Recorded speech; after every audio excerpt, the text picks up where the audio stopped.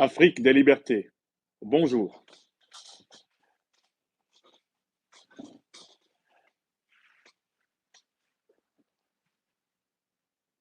Bonjour à toutes et à tous. Inakwana depuis Niamey au Niger.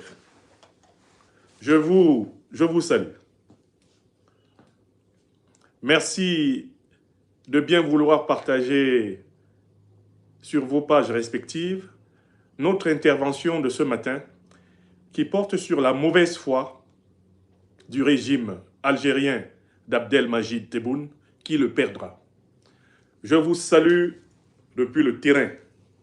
Je vous salue depuis Niamey, au Niger.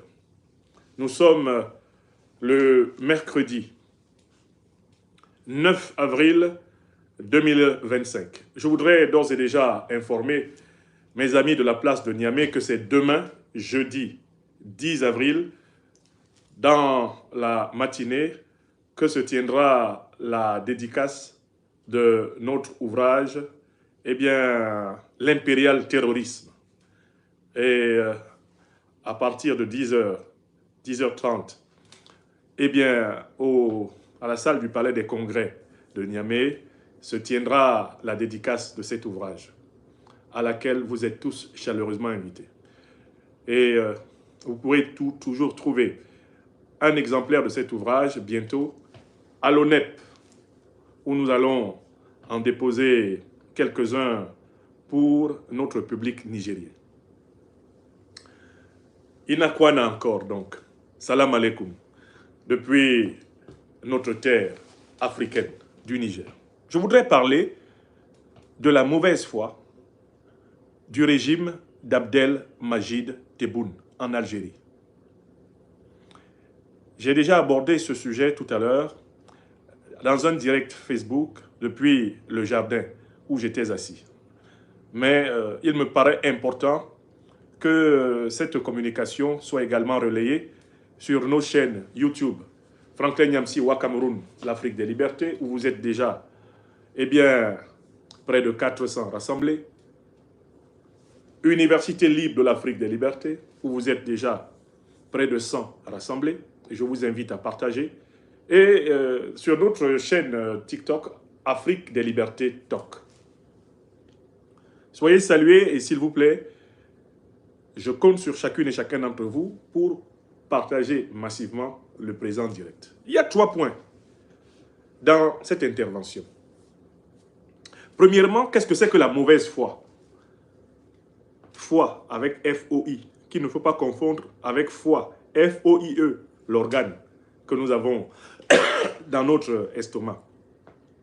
Foi, qu'il ne faut pas confondre avec foi, F-O-I-S, qui désigne une opportunité, une occasion. Je parle de la mauvaise foi. Et foi s'écrit F-O-I, ce qui renvoie au verbe latin fidere, qui veut dire croire. Une personne de mauvaise foi, c'est une personne qui croit en ce qui est faux. Or, l'adoration du faux, c'est l'une des définitions de la méchanceté. L'adoration du faux, c'est l'une des définitions du diable. Le diable, c'est l'esprit du mensonge, l'esprit de la division. C'est l'esprit biscornu. Le diable, c'est l'esprit de la dissimulation. C'est l'esprit de l'esbrouf. C'est l'esprit de l'illusion. On parle de la beauté du diable comme illustration même de cette capacité que les personnes diaboliques ont de maquiller leur méchanceté derrière une apparence agréable. Qu'est-ce que la mauvaise foi? C'est la tendance chez une personne à vouloir cacher une partie du monde pour en profiter au détriment des autres. La mauvaise foi, c'est la tendance chez une personne à ne jamais reconnaître la vérité. C'est la haine de la sincérité. C'est la haine de la clarté. C'est la haine de la transparence. C'est la haine de l'équité. C'est la haine de l'égalité. La mauvaise foi, c'est le choix délibéré chez une personne de tenter de manipuler les autres en tronquant la réalité afin d'exploiter la réalité en sa faveur et en défaveur d'autrui. Voilà pourquoi une personne de mauvaise foi va nécessairement s'acheminer vers une maladie morale mentale et spirituelle qui s'appelle la mythomanie. Qu'est-ce que c'est que la mythomanie? C'est la forme suprême de la mauvaise foi. Le mythomane, c'est celui qui ment et qui croit en son mensonge. Et par conséquent, qui défend son mensonge avec une colère affectée, avec une énergie surnuméraire, qui défend son mensonge avec tellement d'authenticité apparente qu'on en vient à douter de la vérité devant l'ardeur avec laquelle l'individu de mauvaise foi défend la fausseté. Il fallait que je clarifie le problème de la mauvaise foi. Une personne de mauvaise foi est une personne qui se laisse habiter par l'esprit de Satan, Shaitan. Une personne de mauvaise foi est un tombeau blanchi. Une personne de mauvaise foi est un être d'apparence humaine, mais qui est en fait déjà un démon. Une personne de mauvaise foi est en réalité l'une des agentes qui assure la perpétuation et la continuation du mal dans le monde. C'est important de comprendre cela. Je prends une petite bouteille d'eau avant de continuer mon exposé. Excusez-moi.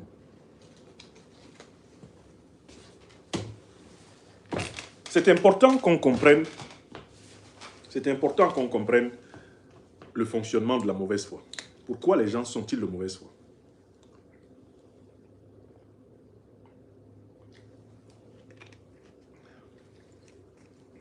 Alors, je dis que le régime qui est à la tête de l'Algérie est de mauvaise foi.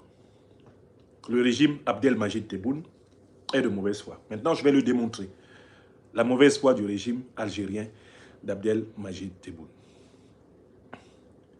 Il est de mauvaise foi parce que ceux qui dirigent actuellement l'Algérie n'ont pas été régulièrement choisis par le peuple algérien. Au moins depuis 1992, les dirigeants algériens successifs sont des personnes qui ont fraudé aux élections générales, présidentielles, législatives et municipales d'Algérie pour imposer une oligarchie de généraux corrompus au détriment des intérêts du peuple algérien. Écrivez ça. Quand je dis que le régime algérien est de mauvaise foi, c'est parce que dans sa racine même, c'est un régime illégitime. C'est un régime illégitime parce qu'il a constamment refusé de reconnaître le choix du peuple souverain d'Algérie aux élections. En 1992, il y a une formation politique qui a gagné les élections en Algérie. Elle s'appelle le Front islamique du salut. Son dirigeant principal s'appelait Abbassi Madani. Il s'appelait Abbassi Madani. Abbassi Madani gagne les élections. Les généraux là, qui ont confisqué le pouvoir et qui utilisent Abdelmajid Tebboune comme leur façade, leur vitrine, ont juré qu'ils ne reconnaîtraient pas le choix des Algériens. Ils ont confisqué le pouvoir pour eux, ils ont confisqué la gestion de la manne pétrolière pour eux, et ils ont maquillé ce pouvoir en utilisant des civils, souvent d'ailleurs anciens militaires, comme des marionnettes qu'ils placent devant, pendant que derrière, l'essentiel du pouvoir est dans les mains de la mafia des généraux, qui ont refusé de reconnaître la voix du peuple algérien. Le peuple algérien que vous voyez là, c'est un peuple braqué. C'est un peuple soumis par la force, par la ruse, par la violence, par la corruption de l'actuel régime algérien. Quand je dis que c'est un régime de mauvaise foi, c'est parce que je me fonde sur la genèse du pouvoir algérien actuel, qu'il ne faut pas confondre avec le pouvoir algérien du FLN issu de la lutte contre le colonialisme français. Ceux qui sont à la tête de l'Algérie aujourd'hui, ce ne sont plus les héros de la guerre d'indépendance d'Algérie. Parce que ceux qui ont mené la guerre d'indépendance d'Algérie savent qu'ils n'auraient jamais pu gagner cette guerre contre la France sans le soutien de l'Afrique noire, et notamment sans le soutien du Mali, du grand héros panafricaniste, révolutionnaire, président Modibo Keïta. La génération d'Abdelaziz Bouteflika, qui n'est plus vivant, la génération de Chadli Ben Djedid, qui n'est plus vivant, la génération de Ouari Boumediene, qui n'est plus vivant, la génération de ceux qui ont mené et participé à la guerre d'indépendance, ne se seraient jamais comportés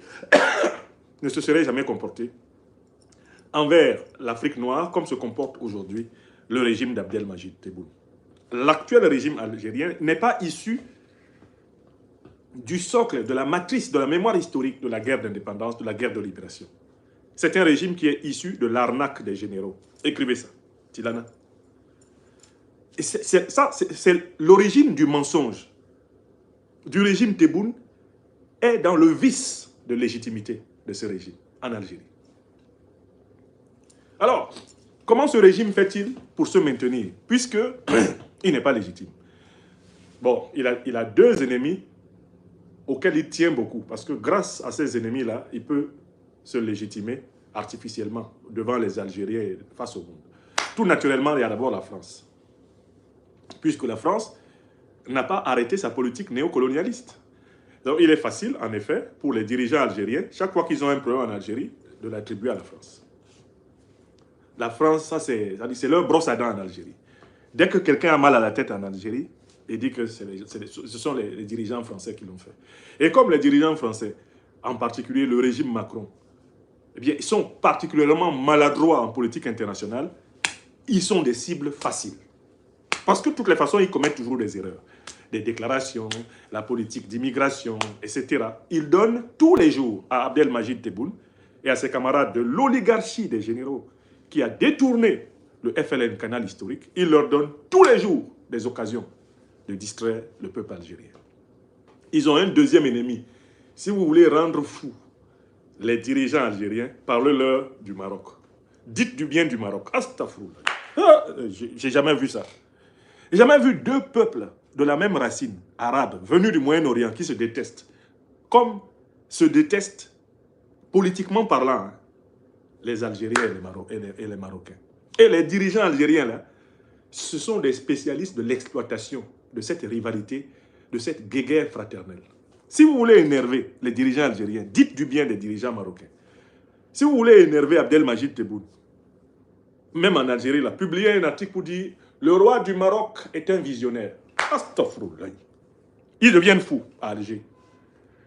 Si tu dis « Ah bon, moi je trouve que les Marocains, les dirigeants marocains sont beaucoup plus réalistes envers l'Afrique noire. Ils sont beaucoup plus respectueux de l'Afrique noire que les dirigeants algériens. » C'est-à-dire que quand ce n'est pas la France qui est à l'origine des problèmes d'Abdelmajid Tebboune et de ses camarades, c'est l'Algérie, c'est le Maroc.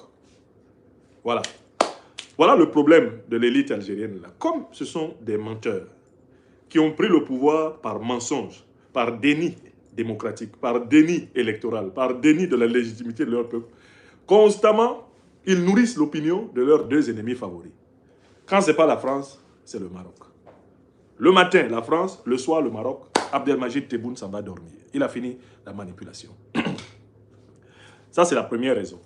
La deuxième raison, c'est que c'est un régime qui ne produit pas le vrai développement de l'Algérie. Parce que c'est un régime qui a une politique économique essentiellement extractiviste. C'est-à-dire qu'ils vivent de l'extraction des matières premières algériennes et de leur vente au monde. Donc, l'extraction du pétrole et du gaz, fondamentalement, ce sont là les ressources fondamentales de l'Algérie. Or, justement parce que c'est un régime extractiviste, non pas un régime qui a réussi la modernisation de son appareil industriel. Un régime qui a réussi la transformation sur place de l'essentiel, effectivement, de ses richesses, puisque c'est un régime extractiviste. Ils extraient le pétrole, ils extraient le gaz et ils le vendent.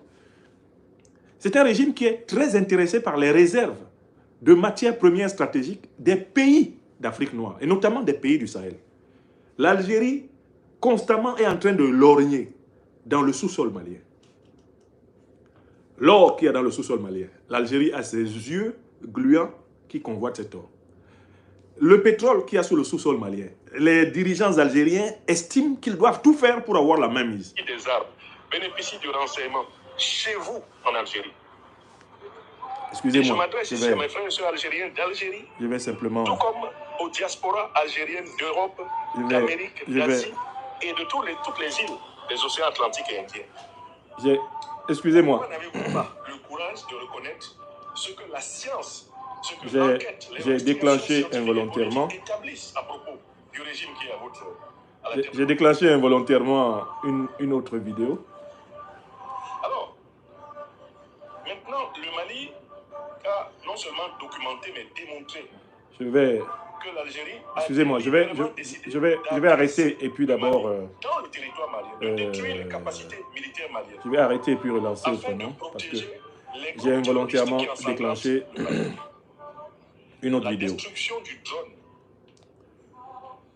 de l'armée malienne ne s'est pas faite dans l'espace algérien. Je vais d'abord arrêter la vidéo Facebook qui s'est déclenchée contre ma volonté. Excusez-moi. Voilà, je vais d'abord l'arrêter. Voilà, ça c'est bon. Et relancer YouTube. Je vais relancer YouTube. Je vais relancer YouTube. Voilà. Je vais relancer YouTube. Voilà.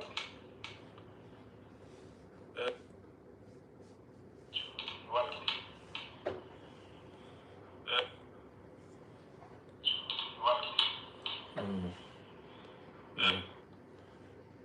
Très bien.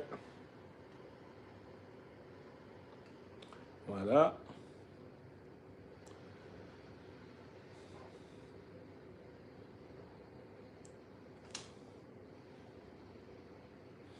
Je vais...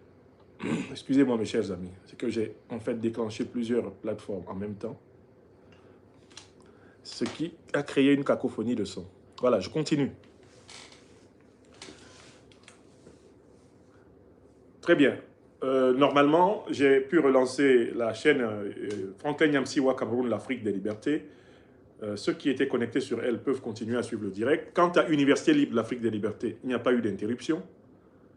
Mes amis de Franklin Nyamsiwa Cameroun, l'Afrique des libertés, s'il vous plaît, n'hésitez pas à me préciser par écrit que vous me suivez bien. N'hésitez pas à me préciser par écrit que vous me suivez bien. Ce qui me permettra de reprendre le fil de ma démonstration. Donc, j'étais en train d'expliquer la nature profonde du régime algérien et les raisons pour lesquelles ils mentent. Alors, ils mentent parce qu'ils sont illégitimes. Alors, pour couvrir cette illégitimité, les dirigeants algériens utilisent sans cesse la diversion de leur conflit permanent avec la France et la diversion de leur conflit permanent avec le Maroc. D'accord? C'est ce qu'ils font.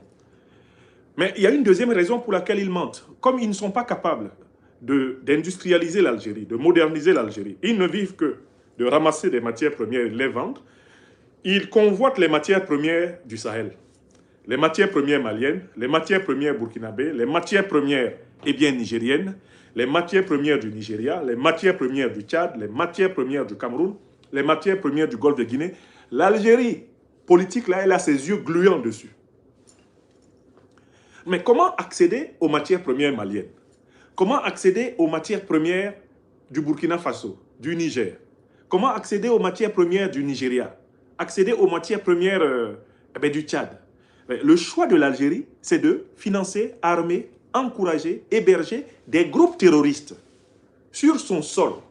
Ces groupes terroristes ayant vocation à maintenir de l'instabilité dans tous les pays du Sahel, de telle façon que ceux-ci, en position de faiblesse, acceptent les plans de l'Algérie de venir extraire l'or, le gaz, le pétrole, le manganèse, l'uranium, bref, les richesses qui manquent à l'Algérie.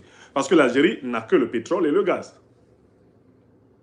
Alors que le Mali a non seulement le pétrole, le gaz, mais le Mali a l'or, a l'uranium, le lithium, le cobalt, etc. L'Algérie s'intéresse au Niger, parce que le Niger n'a pas simplement l'or le pétrole et le gaz, comme l'Algérie, mais le Niger a en plus l'uranium, le fer, le manganèse, le bauxite, le lithium, le cobalt, le coltan. Donc, le Burkina, qui n'est pas pour le moment un pays pétrolier, c'est un pays qui, dans beaucoup d'autres matières premières stratégiques, comme l'uranium, comme le lithium, comme le manganèse, etc., est gâté.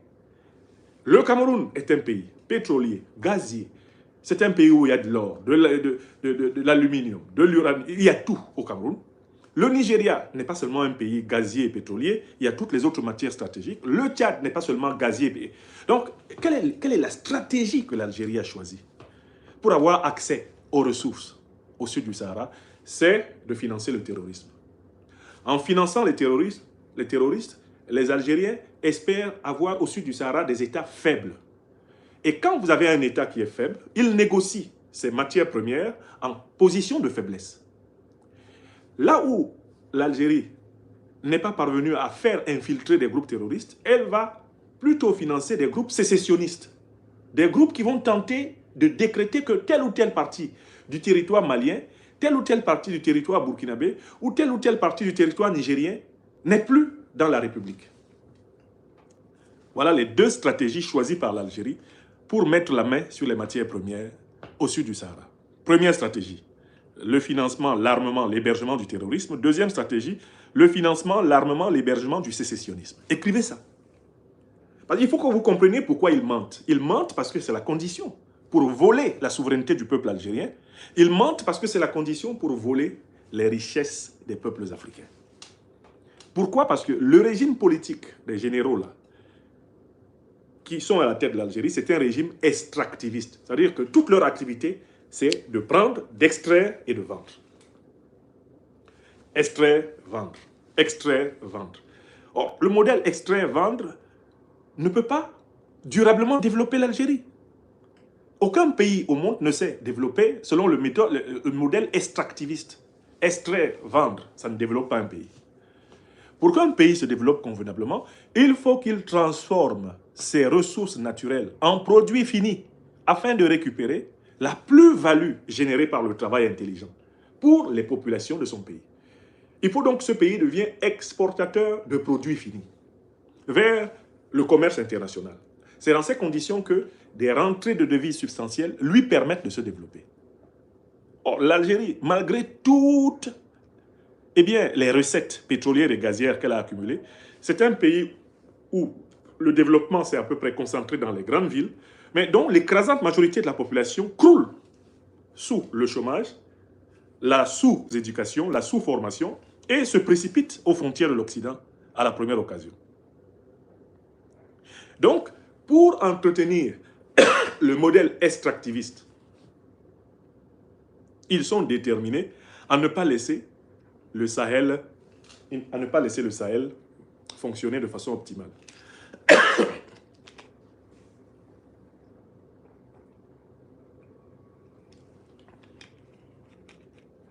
Voilà la deuxième raison pour laquelle je vous dis que c'est un régime qui est de mauvaise foi. Bon, maintenant, je passe à la troisième et dernière partie de mon intervention. En troisième et dernière partie, je vais esquisser les conséquences du comportement du régime algérien. Je commence par des conséquences, on va dire, géostratégiques et géopolitiques immédiates. Ce régime s'attaque au Mali.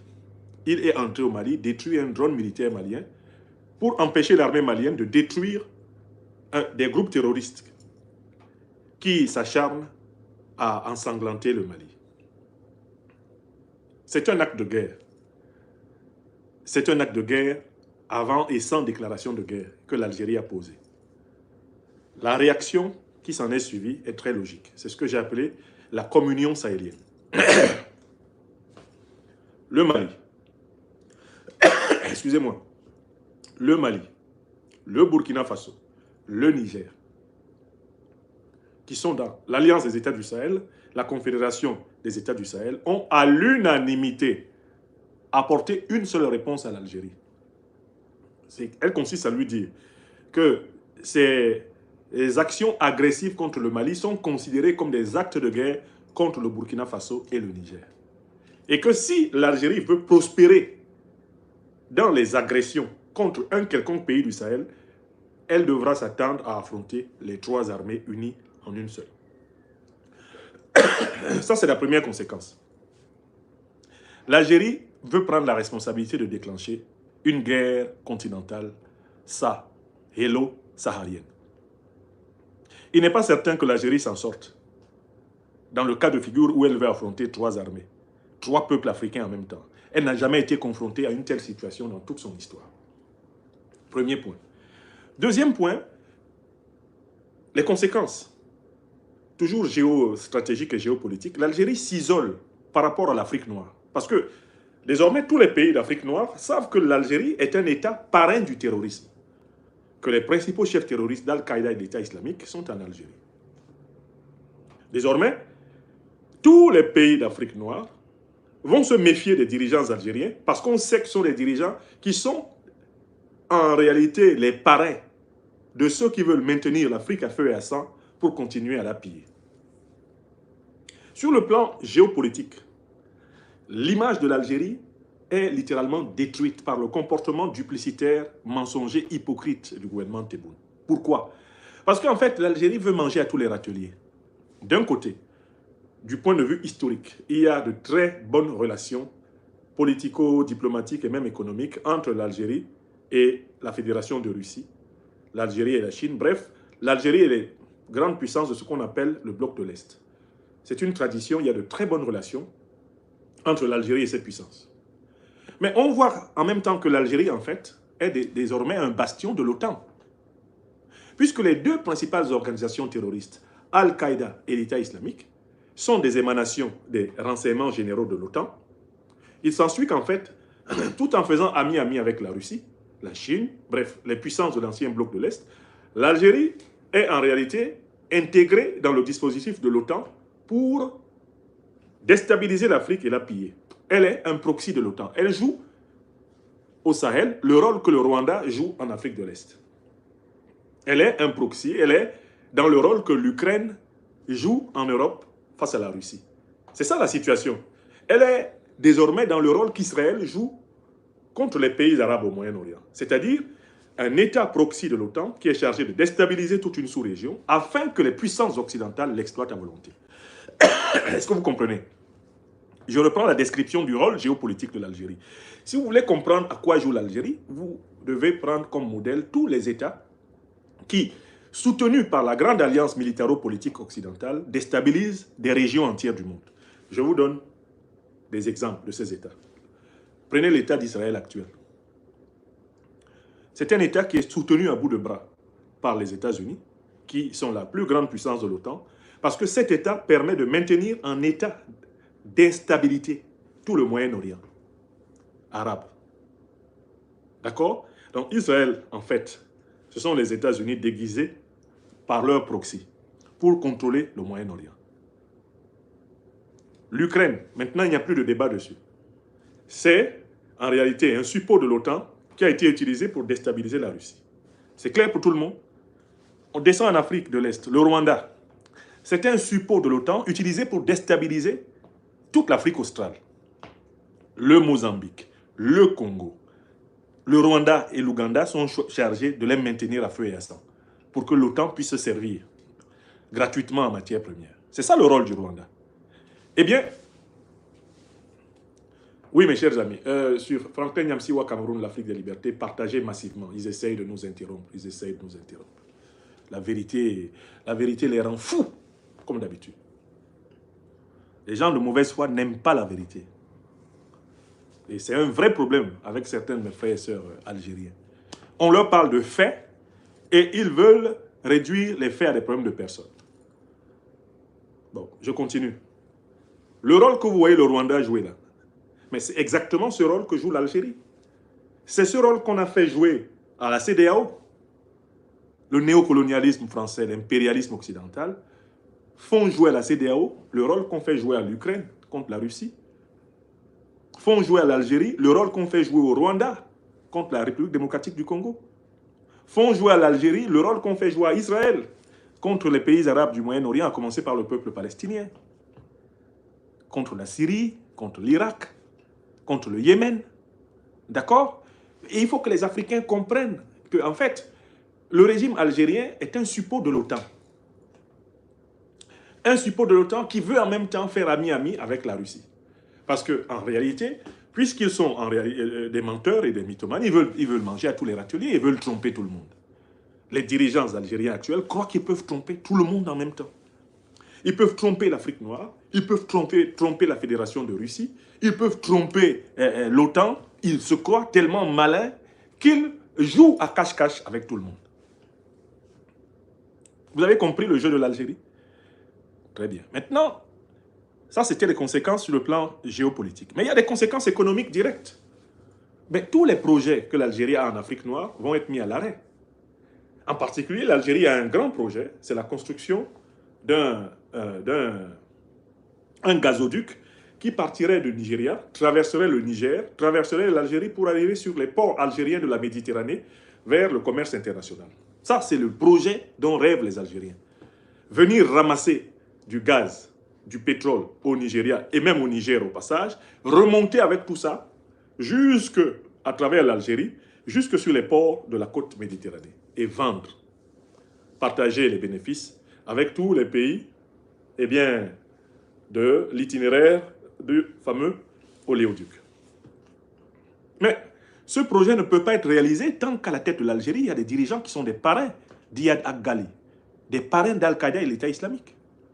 Ce projet ne sera jamais réalisé tant qu'à la tête de l'Algérie, les Africains savent qu'il y a, en réalité, sous les instructions de l'OTAN, un Abdelmajid Tebboune qui croit pouvoir cacher son jeu, alors que même le peuple algérien sait qu'il s'agit d'une oligarchie qui a volé la souveraineté populaire du peuple algérien, depuis notamment les années 90 jusqu'à nos jours. Oui! Donc, tous les projets économiques de l'Algérie au sud du Sahara sont à l'arrêt à cause de la mauvaise foi, de la duplicité des dirigeants algériens actuels. Et du coup, l'ennemi structurel ou même structurant de l'Algérie, le Maroc, est en pole position. Le roi du Maroc, qui est très pragmatique, très fin, lui, il a compris qu'il faut se comporter autrement que l'Algérie au sud du Sahara. Pendant que l'Algérie fait dans la roublardise, le double jeu, fait dans le soutien au terrorisme d'un côté et le déni de réalité de l'autre, le Maroc, lui, il avance ses billes. Le Maroc investit à travers ses banques, le Maroc investit à travers ses groupes de BTP, le Maroc propose un projet alternatif de gazoduc qui passerait, qui longerait, cette fois-ci, la côte atlantique, pour remonter, entrer dans le Maroc, et c'est le Maroc qui se chargerait alors de revendre au commerce international européen le gaz et le pétrole venus du Nigeria. Le Maroc a un projet de faire traverser pratiquement une dizaine de pays par l'oléoduc et faire entrer l'oléoduc gazoduc à l'intérieur du Maroc, puis on arrive à entrer en Espagne pour alimenter le marché européen. Actuellement, c'est ce projet-là qui est en passe de l'emporter face au projet algérien. Parce que les Algériens, en tout cas, je parle ici des dirigeants algériens, à ne pas confondre avec le peuple, bien sûr, les Algériens, les dirigeants algériens sont réputés fourbes, indignes de confiance. Ils sont des gens de mauvaise foi. Et ils sont en train d'effondrer toute l'économie internationale de l'Algérie, tout le potentiel. S'il y a un pays d'Afrique du Nord qui avait le plus de chances d'avoir des affaires rentables, juteuses avec l'Afrique noire, c'est l'Algérie. Parce qu'il y a entre l'Algérie et les pays d'Afrique noire une camaraderie de lutte contre les puissances coloniales occidentales. C'est une camaraderie de lutte supérieure à celle qu'il y a entre, par exemple, les pays d'Afrique noire et le Maroc ou la Tunisie. Mais la duplicité, la mauvaise foi des dirigeants algériens actuels est en train de couler tous les projets économiques qu'ils envisageaient avec l'Afrique noire. Personne de sérieux en Afrique noire ne croit aux Algériens là et ne peut faire des affaires avec eux.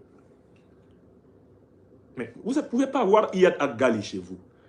Vous ne pouvez pas avoir les dirigeants d'Al-Qaïda, de l'État islamique chez vous.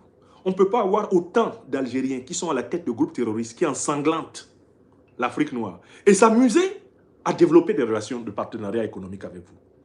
Parce que vous n'êtes pas fiable. Autre conséquence économique, ils décident de fermer l'espace aérien. Ils décident de fermer l'espace aérien, algérien, aux aéronefs qui partent du Mali. Ne s'étant pas rendu compte que le Mali est dans une confédération avec le Burkina Faso et le Niger. Ça fait un État immense comme ça qui vient d'appliquer la réciprocité. Si vous ne voulez pas que des aéronefs partant du Mali passent par l'espace aérien algérien, le Mali ne veut pas non plus que des aéronefs passant par l'espace aérien algérien passent par-dessus le Mali. Mais c'est la décision que le Burkina Faso prend dans la foulée, c'est la décision que prend dans la foulée le Niger. Quand vous cumulez le Mali, le Burkina Faso et le Niger, vous avez donc désormais pour tous les avions qui vont vouloir venir en Afrique de l'Ouest ou en Afrique centrale, un détour de près de 2500 à 3000 km. Les avions sont obligés de faire ça. Ils sont obligés de faire ça. Soit ils s'en vont longer la côte atlantique avant d'entrer en Afrique de l'Ouest, soit ils s'en vont longer littéralement la corne de l'Afrique, la corne supérieure de l'Afrique de l'Est, c'est-à-dire passer au-dessus de Djibouti, pour commencer à raser les murs, entrer en Afrique de l'Est, et à partir de l'Afrique de l'Est, raser les murs en Afrique centrale pour arriver en Afrique de l'Ouest. Ce sont des détours de 2500 à 300 km. Hein? Vous comprenez? Et voilà ce qu'ils sont en train de... Voilà ce qu'ils sont en train de provoquer. Voilà ce que sont en train de provoquer. Eh bien, les dirigeants... Excusez-moi. Les dirigeants... Voilà ce que sont en train de provoquer les dirigeants. Les dirigeants... c'est parce que j'ai accroché là. Ah oui, ça va. Voilà. Voilà ce que sont en train de provoquer les dirigeants algériens. Bon, il y a une autre conséquence à laquelle il faut s'attendre. Il y a une autre conséquence à laquelle il faut s'attendre. C'est au niveau diplomatique, les dirigeants algériens vont obliger la Russie et la Chine à choisir entre les relations privilégiées avec l'Alliance des États du Sahel et les relations privilégiées avec l'Algérie. S'ils continuent de participer à la déstabilisation, en effet, du Sahel et globalement de l'Afrique noire, ils vont obliger la Fédération de Russie à choisir. Parce que la Fédération de Russie ne peut pas s'engager comme elle l'a fait, à combattre le terrorisme aux côtés de l'Alliance des États du Sahel et en même temps continuer d'avoir de bonnes relations avec l'Algérie qui, elle, alimente le terrorisme. Donc l'Algérie s'expose non seulement à saboter tous ses projets économiques de coopération internationale, elle s'expose à l'isolement diplomatique à l'intérieur des Nations Unies par son comportement, parce que la Russie va être obligée de tirer les conséquences de cette duplicité algérienne. Parce que ce que l'Algérie est en train de faire contre le Sahel, c'est ce que l'Ukraine fait contre la Russie. C'est ce que Israël fait contre les pays du Moyen-Orient. C'est ce que le Rwanda fait contre la République démocratique du Congo. Le jeu est clair, le jeu du monde est clair. On ne peut plus nous manipuler et nous tromper. Vous comprenez? Donc, les conséquences, quand je les analyse, aboutissent à l'isolement de l'Algérie, qui va se retrouver à un moment donné avec tous les groupes terroristes qu'elle a fomentés sur les bras. D'où je fais, en conclusion, la prévision suivante. Je vous donne un délai maximal de 5 ans pour voir éclater une guerre civile intérieure à l'Algérie. Qu'est-ce qui va provoquer la guerre civile intérieure à l'Algérie? Tous les groupes terroristes que l'Algérie nourrit dans le Sahara, qu'elle nourrit dans le Sahel, et qui ont leur base arrière à l'intérieur de l'Algérie, vont se retourner contre l'Algérie. C'est exactement ce qui est arrivé à la Libye de Muammar el-Kadhafi. Le guide libyen avait cette propension à héberger sur son sol des groupes de mercenaires qu'il n'hésitait pas à utiliser, Muammar el-Kadhafi, afin d'influencer la politique au Sahel. Plusieurs groupes de mercenaires attaquant tantôt le Niger, attaquant tantôt le Tchad, attaquant tantôt le Mali, attaquant tantôt le Burkina Faso. Plusieurs groupes de ces mercenaires vivaient en Libye sous Kadhafi. Vous vous en souvenez ou pas? Mais quels sont les groupes qui ont été associés à l'OTAN pour détruire la Libye et assassiner Kadhafi? Les mêmes groupes de mercenaires que lui, Kadhafi, croyait pouvoir maîtriser, entretenir sur son sol pour influencer la sous-région, l'OTAN les a retournés contre lui. Parce que c'est l'OTAN qui les a créés. Al-Qaïda et l'État islamique, c'est des groupes de mercenaires créés par l'OTAN. Al-Qaïda a été créé dans les années 80 par l'OTAN pour combattre les soviétiques en Afghanistan.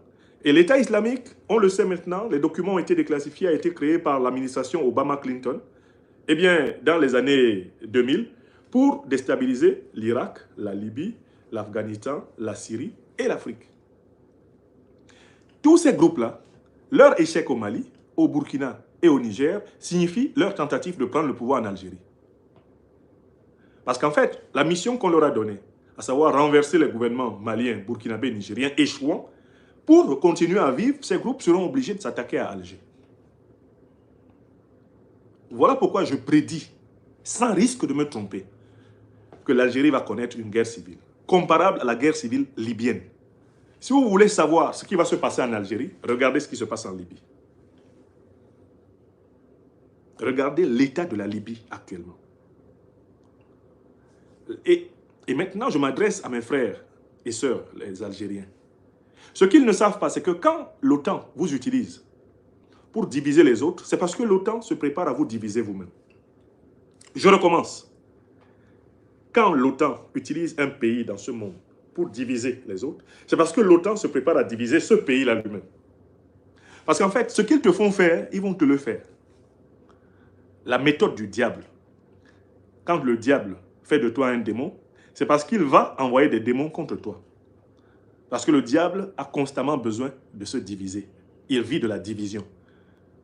Quand le diable fait de toi un démon, sache que le diable va faire des démons pour te combattre. Parce que le diable ne prospère que lorsque précisément il y a de l'inimitié entre tous ses suppôts. Le diable, c'est l'esprit de division. Et l'OTAN divise pour régner sur le monde. Elle utilise donc l'Algérie pour tenter de diviser le Mali, pour tenter de diviser le Niger, pour tenter de diviser le Burkina Faso, pour tenter de diviser l'Afrique noire. Mais l'OTAN ne manquera pas d'utiliser les mêmes forces pour diviser l'Algérie. Parce que l'OTAN que vous voyez là, son ambition, c'est de morceler l'Algérie en petits paquets de champs pétroliers et de se servir, comme ils font en Irak, comme ils font en Syrie, comme ils font en République démocratique du Congo, comme ils voulaient faire contre la Russie. Vous avez vu comment ils se partagent l'Ukraine? Ils se partagent l'Ukraine comme un mouton dépecé de Tabaski. Vous êtes en train de voir? Ils veulent dépecer l'Algérie. Je le dis solennellement à mes frères et sœurs, au peuple algérien que je ne confonds pas avec le régime corrompu d'Abdelmajid Tebboune. Je dis aux Algériennes et aux Algériens du monde entier, protestez et dénoncez la responsabilité du régime algérien dans la déstabilisation de l'Afrique noire. Ne vous associez pas à Abdelmajid Tebboune qui a trahi l'esprit de l'idéologie révolutionnaire panafricaniste du FLN canal historique. S'il vous plaît, Algériennes et Algériens, ne vous associez pas aux crimes de ce régime. Car en fait, ce que ce régime est en train de faire, c'est qu'il est en train de semer les conditions de la guerre civile en Algérie. Les groupes terroristes qu'il est en train de nourrir pour ensanglanter le Mali, le Burkina Faso, le Niger, le Nigeria, le Cameroun, le Tchad, ces groupes terroristes vont s'attaquer à l'Algérie avec le soutien des mêmes parrains de l'OTAN. Je suis le docteur Franklin Nyamsi Ouah Cameroun, Ouah Africa. Je vous parle depuis Niamey au Niger. Et je tenais à ce que ce soit noté. Écrivez ça. La déstabilisation de l'Afrique noire, qui est l'œuvre active sous l'égide de l'OTAN, des dirigeants algériens actuels, va se retourner malheureusement contre l'Algérie. Car l'ambition de l'OTAN, c'est la partition de l'Algérie. Vous avez compris? Ok. Quand ceci arrivera, vous vous souviendrez qu'un certain 9 avril 2025, votre serviteur vous l'avait dit. Mais ce n'est pas la première fois que je le dise. Il y a plus de 10 à 15 ans de conférences stockées sur ces réseaux sociaux que j'ai faites sur l'Algérie. Et chaque fois, j'ai prévenu les dirigeants algériens que leur instrumentalisation par le néocolonialisme et par l'impérialisme occidentaux se retourneront contre eux. Les terroristes qu'ils entretiennent chez eux, on leur fera retourner leurs armes contre l'Algérie. Et à ce moment-là, l'Algérie ne pourra pas bénéficier de la solidarité historique de l'Afrique noire. Lors de la guerre d'indépendance, l'Afrique noire s'est unie à l'Algérie pour combattre le colonialisme français. Quand la guerre civile algérienne va reprendre, l'Afrique noire ne soutiendrait pas. Elle ne soutiendra pas le régime algérien, elle ne soutiendra pas l'Algérie. L'Afrique noire a déjà donné cette leçon aux Occidentaux dans leur guerre contre la Russie en Ukraine. Ils ont tout fait pour entraîner les Africains dans cette guerre. Les Africains ont dit, c'est terminé l'Africain cher à canon des guerres des autres. C'est terminé le tirailleur africain. Terminé. Vous allez chercher des problèmes avec la Russie, vous combattez seul. Ça a commencé par les votes à l'ONU. Vous avez vu comment ceux qui pensaient qu'ils allaient isoler la Russie en s'appuyant sur l'Afrique ont été déçus, y compris par des pays traditionnellement vassaux qui ont dit « Ah non, non, non, nous on n'est pas dedans ». L'Afrique a assez saigné comme ça pour des gens qui ne la respectent pas, pour des gens qui lui retournent la monnaie de l'ingratitude. Donc, quand éclatera la guerre civile algéro-algérienne, les Africains se contenteront de bien cimenter la frontière, d'y mettre toutes les infrastructures nécessaires pour anéantir tous les ennemis. Et les Algériens, avec leur guerre, ils auront le choix entre s'achever eux-mêmes en Algérie ou aller sur la mer pour aller en Europe. Il n'y aura pas de place pour descendre en Afrique noire. Parce que cette méchanceté envers l'Afrique noire, après les services qu'elle a rendus à l'Algérie dans sa guerre d'indépendance, c'est quelque chose que Dieu ne peut pas pardonner. Dieu n'aime pas l'ingratitude. Si véritablement Dieu existe encore dans le cœur de l'être humain, il regarde ce que l'Algérie est en train de faire au Sahel, il dira non, ce que tu fais, eh bien, va te faire. Voilà. Voilà les points essentiels de mon intervention ce matin. Je voulais tenir un discours de vérité. Je conclue par un mot à mes frères et sœurs algériens. Vous avez tendance, quand vous réagissez à nos analyses sur la situation géopolitique et politique africaine, vous avez tendance à en faire un problème de personne. Mais les Africains n'ont aucun problème de personne avec les Algériens. Je ne connais pas personnellement Abdelmajid Tebboune. Je ne le connais pas. Je n'ai pas besoin de le connaître. Il n'a même pas besoin de me connaître. J'analyse des faits. Je dis à mes frères et sœurs algériens qui sont sur les réseaux sociaux, arrêtez de participer à la mauvaise foi de ce régime. Uniquement par orgueil, par vanité, par héritage raciste. Arrêtez ça. Asseyez-vous seul, prenez un miroir et posez-vous 3 questions. Est-ce que les dirigeants de mon pays, l'Algérie, protègent des chefs terroristes qui ensanglantent l'Afrique noire? Si la réponse c'est oui, arrêtez de soutenir Tebboune. Deuxième question. Est-ce que moi, Algérien, j'accepterais que l'Afrique noire héberge des dirigeants terroristes qui attaquent mon pays? Est-ce que j'accepterais que le Mali, le Burkina Faso et le Niger hébergent des rébellions qui attaquent l'Algérie? Si la réponse est non, alors désolidarisez-vous de Tebboune, parce que c'est ce que lui, il fait, avec les généraux corrompus qui sont à ses côtés. Et puis, il y a une troisième question. Regardez, frères et sœurs algériens, un miroir. Demandez-vous, est-ce que les Noirs, là, ce sont des hommes comme vous, des hommes et des femmes? Est-ce que les Noirs font partie de l'espèce humaine? Si la réponse est non, ok, mais vous voulez la guerre avec l'Afrique noire, vous l'aurez. Parce que si vous voulez imposer à l'Afrique noire la guerre, ben, l'Afrique noire, bon, elle sera obligée de la faire. Si vous ne reconnaissez pas que les Noirs africains sont des hommes, ben, les Noirs africains vont vous combattre. Puisque ça veut dire que la guerre de décolonisation et de libération de l'Afrique n'est pas encore finie. Mais si vous reconnaissez que nous, les Africains, les Noirs, nous sommes des hommes, comme vous, mes frères et sœurs algériens, arrêtez de soutenir Tebboune. Parce que Tebboune ne nous traite pas. Le régime de Tebboune ne nous traite pas comme des hommes. Il nous considère comme des sous-hommes. Il nous considère comme,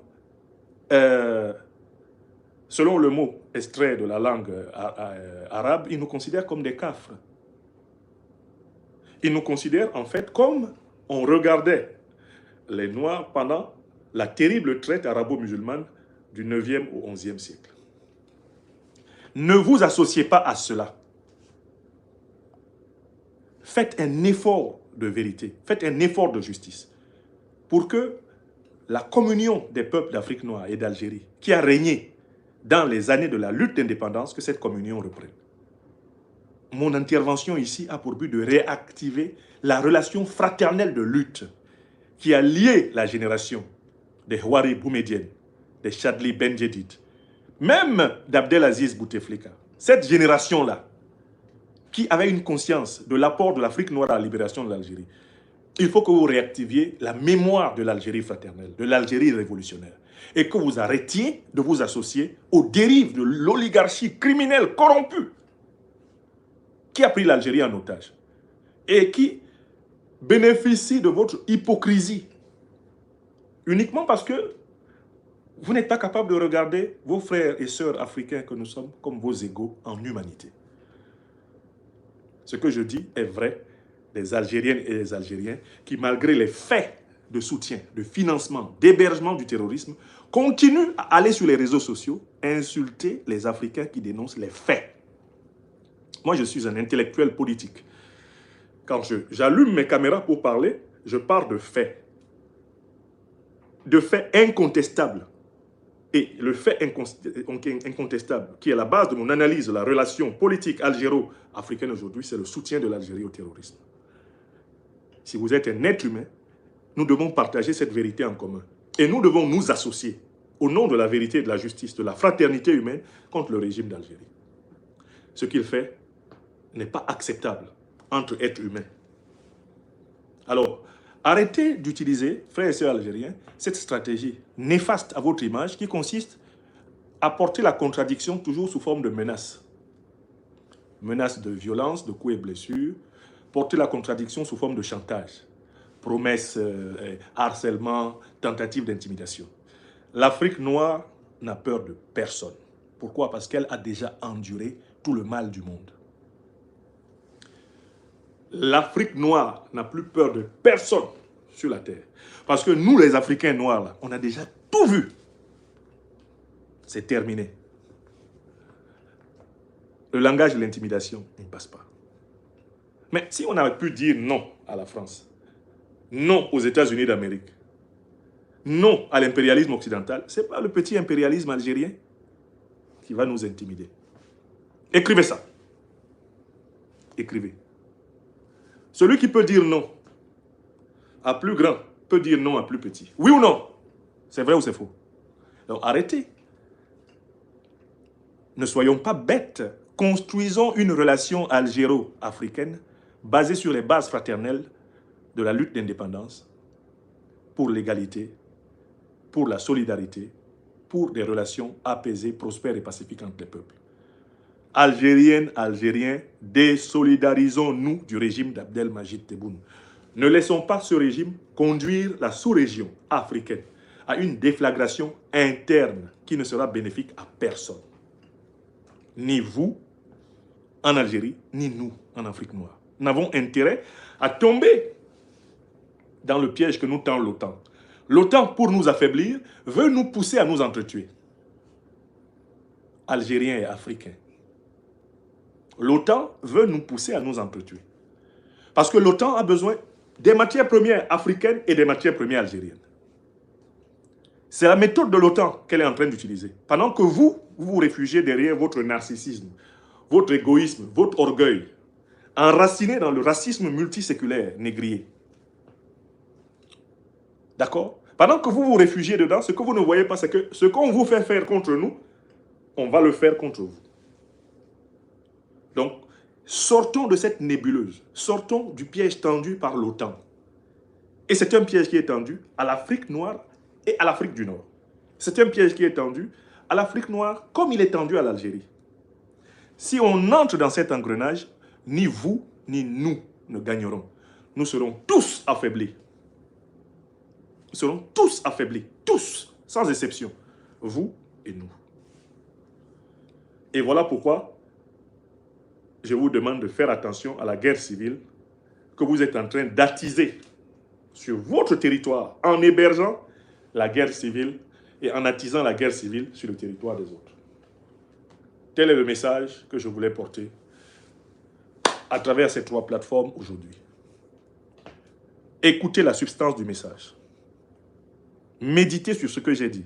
Si j'ai dit quelque chose qui ne soit pas fondé sur les faits, ok, démontrez des faits contraires. Mais si ce que j'ai dit est fondé sur des faits, reconnaissez-le. Sortez du pouvoir du diable. On dit dans ma langue, Bamileke, au Cameroun, Tchepun Kapun. Tchepun Kapun. Faire intentionnellement le mal, ce n'est pas bien. Vous avez compris? Hey, Tchepun, Tchepun Kapun, hey, Tchepun, Tchepun Kapun. J'avais complété cette belle chanson qui m'a été inspirée par un doyen du pays Bamileke en disant « Les gens sont méchants, très méchants. Ils tuent pour l'argent, ils tuent les gens. Les gens sont méchants, très méchants. Ils tuent pour l'argent, ils tuent les gens. Hey, Tchepungé, Tchepungapungé. Hey, Tchepungé, Tchepungapungé. Tchepungapung, faire du mal aux autres, en sachant que ce que tu fais est mal, ce n'est pas bien. Tu déclenches le boomerang, la loi d'action-réaction. que les Bassa Bantous appellent Tembnien, retour à l'envoyeur. Les terroristes que vous envoyez contre le Mali, contre le Burkina Faso, contre le Niger, contre le Nigeria, contre le Cameroun, contre le Tchad, reviendront contre vous. Et où est Job? Et où est Job? Donc, mais calmez. Nous est Kelly. Mbouji. Mbouji. Mbouji. Wallahi billahi talahi. Les terroristes que vous envoyez contre nous, ici, en Afrique noire, ils vont retourner contre vous, en Algérie. Et c'est ce jour-là qu'on va chanter « Le jour des résultats, les larmes vont couler. Le jour des résultats, les larmes vont couler. Et zam, zam, zam, zam, les larmes vont couler. Mes frères d'Algérie, les larmes vont couler. Ce que vous nous faites là se retourne contre vous. Oh, jam, jam, jam, jam, les larmes vont couler. Hey, jam, jam, jam, jam, les larmes vont couler. » Regardez ce qui arrive à l'Occident, hein, après tout le mal qu'il a fait au monde. Regardez, regardez ce qui se passe. Regardez l'état de l'Occident. Regardez l'Occident en train de s'effondrer. Toutes les puissances qui se construisent sur la méchanceté la récoltent au centuple. Ils la récoltent au centuple. Ceux qui se bâtissent sur la méchanceté. Ce que tu fais là, ça va te faire. Ce que tu fais, te fait. Yom bon, ouais. Yom bon, ouais. La chose que tu fais là, c'est ça même qui va te faire. Voilà. Voilà, excellente journée. C'est ma grande conversation matinale avec le peuple africain.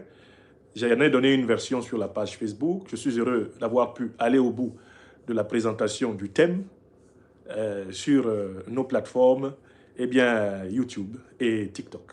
Alors, vous étiez très nombreux en ce milieu de journée. Je vous souhaite une excellente suite de journée. Je rappelle que la conférence dédicace ici à Niamey, au Niger, de notre livre, L'impérial terrorisme, c'est demain, à partir de 10h30, 11h, au Palais des Congrès. Je serai là pour eh bien, la conférence dédicace. Nous sommes en train de l'organiser avec la bienveillante sollicitude des plus hautes autorités de la République du Niger, que nous remercions. Nous sommes au Niger en compagnie du collectif des avocats de l'Institut de l'Afrique des Libertés, dirigé par Maître Ndjifutao Woshaou Aboubekr, flanqué de ses intrépides compagnons, Maître Alexis Ihou et Sylvain Senda. Ils sont venus eh bien, dans le cadre des travaux préparatoires du grand procès de l'assassinat du citoyen Moustapha Banga, le 21 septembre 2023, à l'ambassade de France à Niamey. Nos intrépides avocats ont mené pendant de longues heures des séances de travail intenses avec la famille de notre frère disparu Moustapha Banga, pour lequel justice doit être rendue, et avec les plus hautes autorités du Niger, afin de déclencher désormais la machine de la réparation des crimes commis contre les Africains. Toutes les puissances étrangères qui ont tué des Africains à travers l'Afrique ces dernières années, qu'elles s'attendent à s'expliquer devant les tribunaux européens, les tribunaux nationaux. L'Institut de l'Afrique des Libertés, dans l'une de ses lignes d'action, s'engage à défendre tous les Africains victimes des abus des puissances étrangères. Partout où nous pouvons documenter des crimes commis par des puissances étrangères contre des Africains, nous avons un dossier judiciaire à défendre. Afin que la vie des Africains vale celle de n'importe qui sur la terre, selon le principe de la langue sango centrafricaine qui dit Zokwezo. Zokwezo. Zokwezo, c'est-à-dire que, eh bien, la vie d'un homme vaut celle d'un homme. Chaque homme vaut un homme. Chaque homme vaut un homme. La vie d'un homme, la vie de chaque homme vaut celle de tout homme. Voilà. Vous étiez très nombreux. Merci à vous, mes amis, côté TikTok, de vous être mobilisés fortement ce matin. J'espère que vous avez partagé ce direct au pays du président de la République, le général d'armée Abdourahmane Tiani, votre serviteur, est comme un poisson dans l'eau. Il fait beau sur Niamey. Il y a une lumière splendide qui baigne le Niger. Notre soutien est renouvelé à toutes les forces armées du Sahel qui sont en lutte actuellement contre les barbares manipulés par l'OTAN contre l'Afrique. Nous sommes là pour leur marquer notre solidarité totale. Et nous sommes là pour galvaniser le peuple africain dans la lutte pour sa véritable indépendance. Ici, au Sahel, nous sommes sur le terrain, n'est-ce pas? Il y a des gens qui disent « Ah, révolutionnaire de Facebook ». Non, je suis sur le terrain. Je suis à Niamey, là. Hein? Je suis à Niamey, sur le terrain. Donc, si vous êtes sur Facebook, là, que vous êtes révolutionnaire de Facebook, restez sur Facebook. Si vous êtes révolutionnaire de TikTok, restez sur TikTok. Je suis à Niamey, ici. Je suis sur le terrain. Et vous allez voir les nouvelles du terrain. Elles seront très bonnes. Vous aurez les échos de la conférence dédicace de Niamey. Le peuple nigérien est dans une ébullition chaleureuse pour rencontrer son fils. Et probablement, une autre conférence populaire sur une place de Niamey est en vue.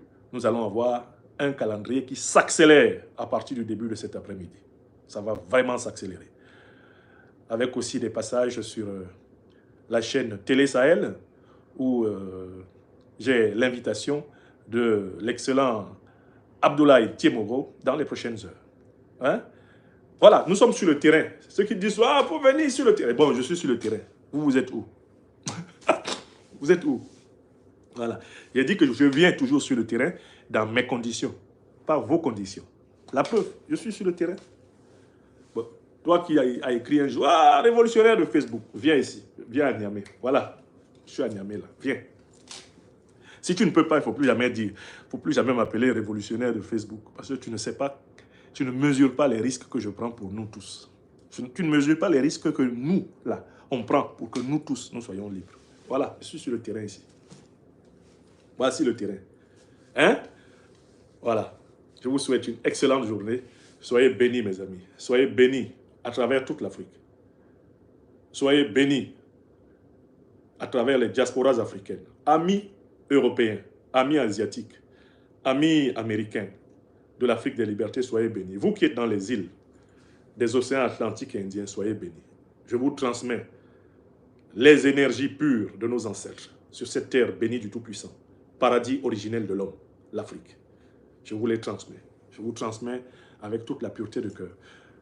Je transmets mes salutations fraternelles au peuple algérien, conscient, aux Algériennes et aux Algériens qui ne se sont pas laissés embarquer dans la contrefaçon de l'actuel FLN au pouvoir en Algérie. Aux Algériens et aux Algériennes qui sont restés les frères et les sœurs sincères des peuples africains en lutte, je transmets mes salutations fraternelles et combattantes. Je sais que le peuple algérien lui-même est en lutte pour se libérer de l'oligarchie corrompue de généraux accroupis sous l'OTAN qui le tient en otage. Je le sais. Voilà pourquoi mon propos ne doit pas être perçu comme incitant à la confrontation entre les peuples, mais à la confrontation contre les oligarchies néocolonisées, impérialistes et manipulées par les forces ennemies de l'Afrique. Ennemies de l'égalité des peuples, la fraternité des peuples. Il faut comprendre le niveau de mon discours. Il ne faut pas se tromper. Je n'appelle pas à la haine entre les peuples d'Afrique noire et les peuples d'Afrique du Nord. Non! J'ai mes frères et mes amis parmi les Algériens, comme vous, pour ceux qui ont du volume relationnel dans le monde. Donc jamais je ne serai celui qui dit « entretuons-nous ». Je dis « on veut nous pousser à nous entretuer ». Unissons-nous pour éviter cela. Donc il faut que l'Algérie soit libérée de l'oligarchie de Tebboune. Pour que l'Afrique noire ait la paix avec l'Algérie, il faut que la politique qui est menée là en Algérie, cette politique internationale cesse. Donc nous soutenons les forces authentiquement panafricaines d'Algérie. On n'a pas le choix. On doit les soutenir. Voilà. Je vous remercie. Vive la Confédération des États du Sahel. Vive les peuples sahéliens en lutte. Vive la souveraineté de l'Afrique noire. Vive la révolution panafricaine. Soyez bénis. Que Dieu bénisse l'Afrique et bénisse le monde. Au revoir. Alors, vous étiez donc près de 2000 sur YouTube, les deux chaînes cumulées. Et combien étiez-vous sur TikTok? Vous étiez 15 000. Vous étiez 15 000 sur la chaîne TikTok. 15 000. Donc, vous étiez près, eh bien, de 20 000 personnes en direct de cette émission aujourd'hui. Émission de mi-journée. Soyez bénis. À plus tard. De bonnes nouvelles en perspective. Toujours des bonnes nouvelles quand votre serviteur est sur le terrain. Merci. Merci beaucoup. Portez-vous bien. Portez-vous bien.